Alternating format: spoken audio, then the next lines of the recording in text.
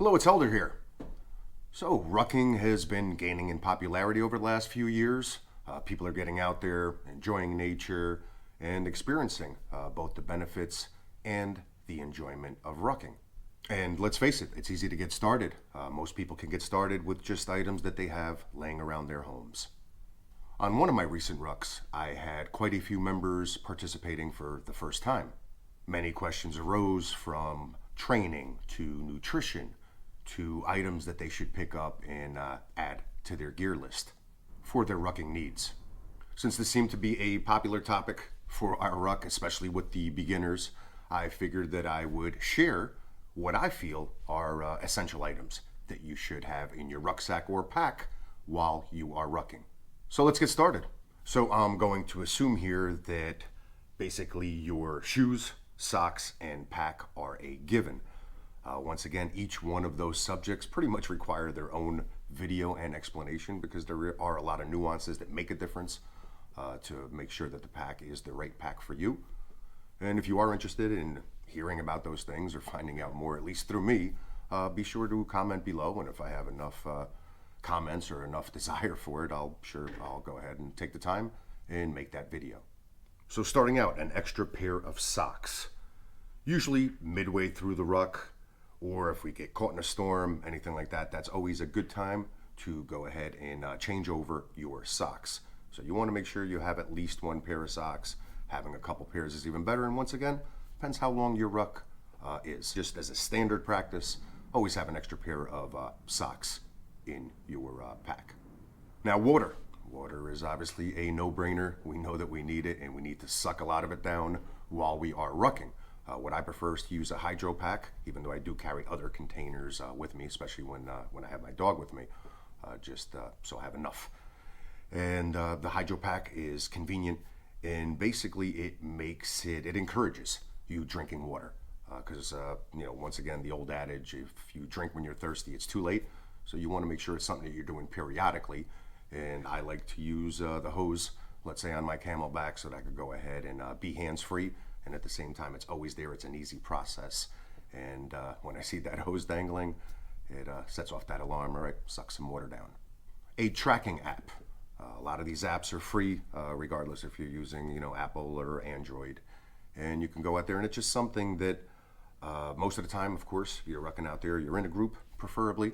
But if you are rucking solo, just something else that you don't need to think about. So if you do have that app going, not only is it counting your miles, but a lot of times it'll announce it, let's say at every mile, so that you'll know exactly if you're on track, how far in you are, how much longer you have to go, and of course, your pace.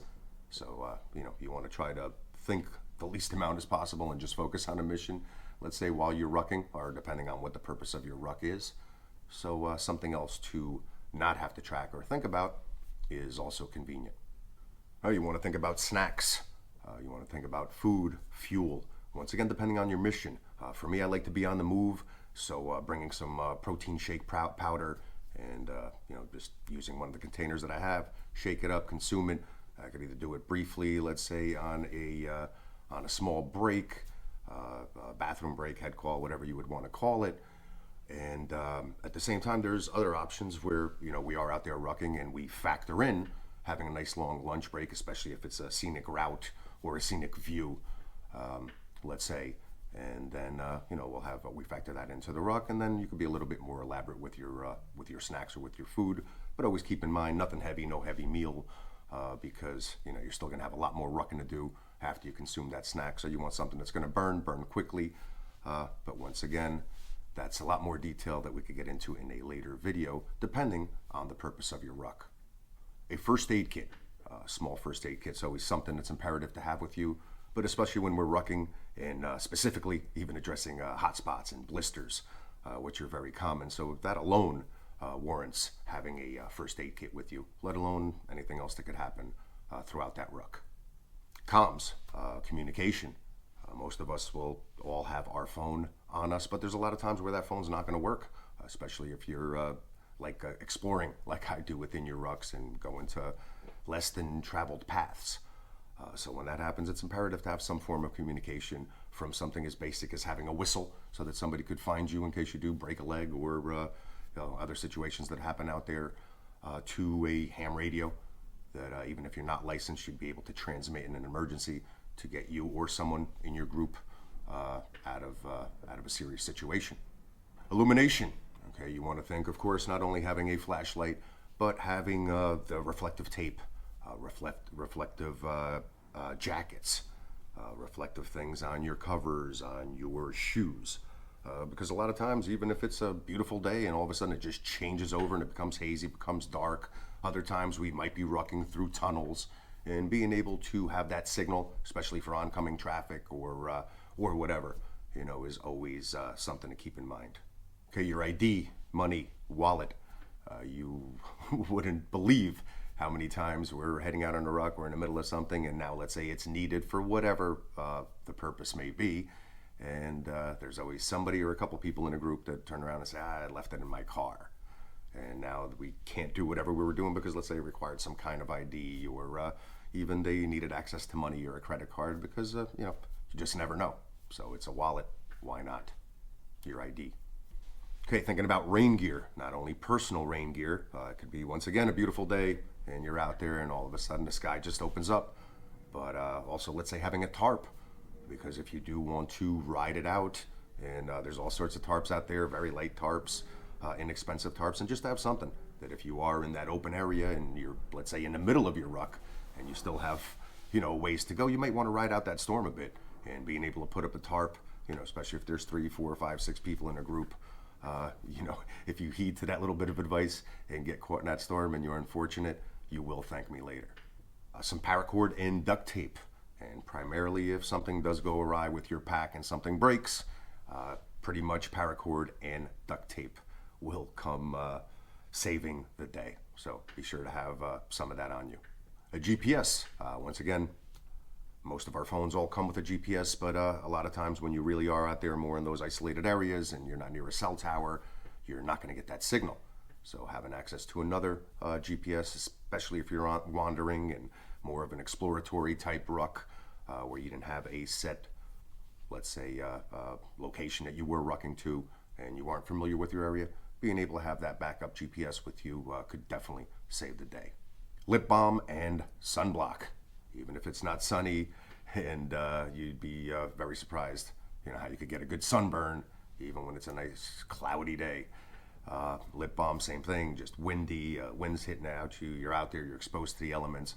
Always a good idea to take care of that, because those little things, it's what's really going to bother you. You might have a heavy ruck on, you might have a lot of distance to go, that's not bothering you, but now chapped lips and burned shoulders and burned face, those type of things are definitely a no-go, and not going to be very encouraging in the middle of a ruck. Sticking along those same lines, a cover or a hat, of course, once again to protect you from the elements, as well as with me, I tend to sweat a lot, so it helps to contain that sweat, keep it out of my eyes. So once again, multiple purposes, but a cover hat is certainly suggested.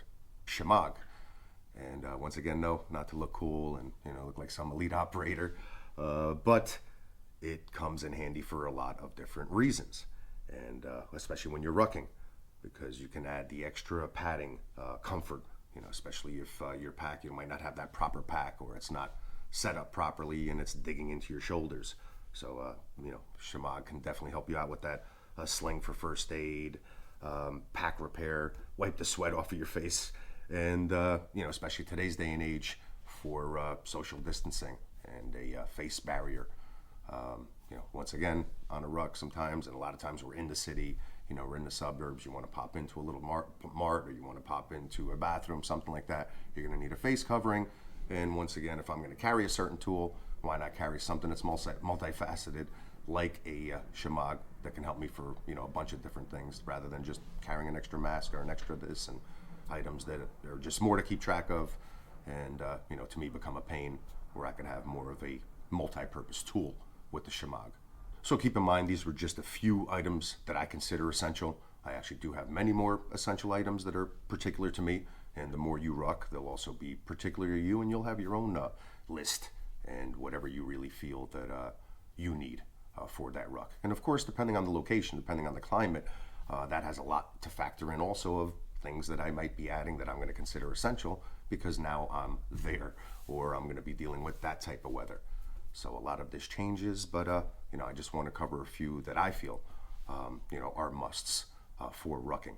And the cool thing about rucking is we're always looking to add more weight, so why not add it with items that you might actually use throughout that ruck? It might actually be important rather than actually buying things that you're putting in there just to add extra weight and might never have another purpose for that tool, whether it's a plate, whether it's sand.